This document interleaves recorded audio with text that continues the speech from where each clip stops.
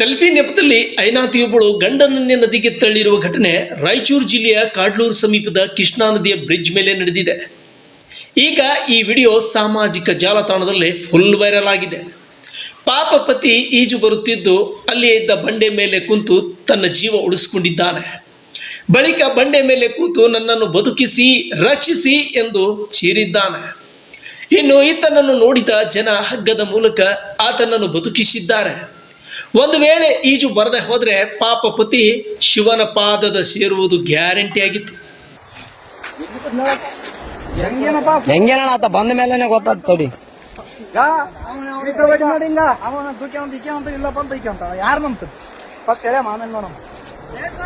ಆರಾಮ್ಸ್ ಕಟ್ಟಿಗೆ ಅಣ್ಣ, ಆರಾಮ್ಸೆ ಕಟ್ಟಿಗೆ ಕೈಯಾಗ ಹಾಕಿಡ್ಕ ಹಂಗೆ ಈಜು ಹೊಡ್ಕಂತವ ನೀನು ಮತ್ತೆ ಈಜು ಬರ್ತೀವಲ್ಲ ಅಲ್ಲಣ್ಣ ಇಲ್ಲಿ ಬಿದ್ದು ಯಪ್ಪ ನೀರಾಗ ಆರಾಮ ಹೇಳಿದ್ರೆ ಬರ್ತದೆ.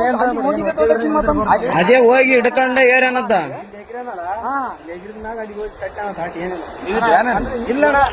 ಈಗ ಜಸ್ಟ್ ಬಂದಾರ ಅಣ್ಣ ಅವರು. ನಾವು ಬಂದ ಮೇಲೆ ಮಸೂಳಗಳ ಹಂಗೆ ಸಣ್ಣಾಗಿಲ್ಲ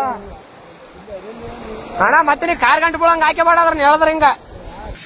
ಇತ್ತೀಚೆಗೆ ಮದುವೆಯಾಗಿ ಕೆಲವೇ ತಿಂಗಳ ಕಳೆದಿರುವ ಈ ಜೋಡಿ ಬೈಕ್ ಮೇಲೆ ಊರಿಗೆ ಹೋಗುವ ಸಂದರ್ಭದಲ್ಲಿ ನದಿಯ ಬ್ರಿಡ್ಜ್ ಮೇಲೆ ನಿಂತು ಸೆಲ್ಫಿ ತಗೊಳ್ಳೋಣ ಮಾವ, ಗಾಡಿ ನಿಲ್ಲಿಸು ಎಂದು ಹೇಳಿದ ಪತ್ನಿಯ ಮಾತು ಕೇಳಿದ ಪತಿರಾಯ ಸೆಲ್ಫಿ ತೆಗೆಯಲು ಮುಂದಾದಾಗ ಹೆಂಡತಿ ಪತಿಯನ್ನು ನದಿಗೆ ತಳ್ಳಿದಳು ಎಂದು ಪಾಪ ಪತಿ ಹೇಳುತ್ತಿದ್ದಾನೆ.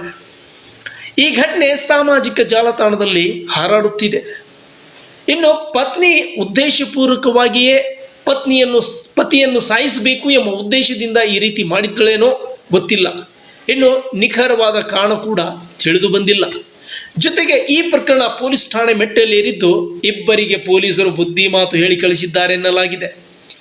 ಆದರೆ ಮದುವೆಯಾಗಿ ಈಗಷ್ಟೇ ಹಿಂಗ, ಮುಂದೆ ಹ್ಯಾಂಗ ದೇವರೇ ಬಲ್ಲ. Shiva Shiva. Suraj Risaldar, news desk, tsunami TV, Modi Bihar.